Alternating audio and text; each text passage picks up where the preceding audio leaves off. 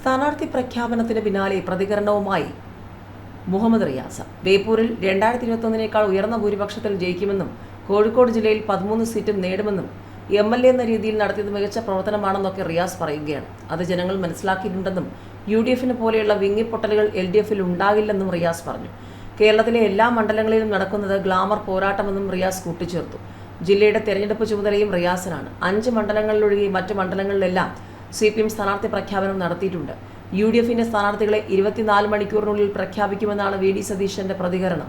കേരളത്തിൽ ഏപ്രിൽ 9 വോട്ടെടുപ്പ് നടക്കും. വോട്ടെണ്ണലും ഫലപ്രഖ്യാപനവും മെയ് 4-നായിരിക്കും. കേരളത്തിനൊപ്പം അസമും പുതുച്ചേരിയും ഏപ്രിൽ 9 പോളിംഗ് ബൂത്തിലെത്തും. ഏപ്രിൽ 23-നായിരിക്കും തമിഴ്നാട്ടിലെ വോട്ടെടുപ്പ്. പശ്ചിമ ബംഗാളിൽ 2 ഘട്ടമായാണ് തെരഞ്ഞെടുപ്പ് നടക്കുക. ഏപ്രിൽ 23-ന് 1ാം ഘട്ട തെരഞ്ഞെടുപ്പും ഏപ്രിൽ 29-ന് 2ാം ഘട്ട തെരഞ്ഞെടുപ്പ് നടക്കുമെന്ന് മുഖ്യ തെരഞ്ഞെടുപ്പ് കമ്മീഷണർ ജ്ഞാനേഷ് കുമാർ പ്രഖ്യാപിച്ചു.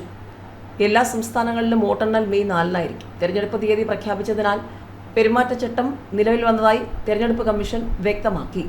തെരഞ്ഞെടുപ്പ് പ്രഖ്യാപിച്ചതോടെ കേരളമടക്കമുള്ള സംസ്ഥാനങ്ങളിൽ ഇനി വാശിയേറിയ പോരാട്ടത്തിനായിരിക്കും സാക്ഷ്യം വഹിക്കുക. ഏതായാലും കേരളം അംഗം കുറിച്ചിരിക്കുകയാണ്. ധർമ്മടത്ത് പിണറായി വിജയൻ തന്നെയാണ് സ്ഥാനാർത്ഥി.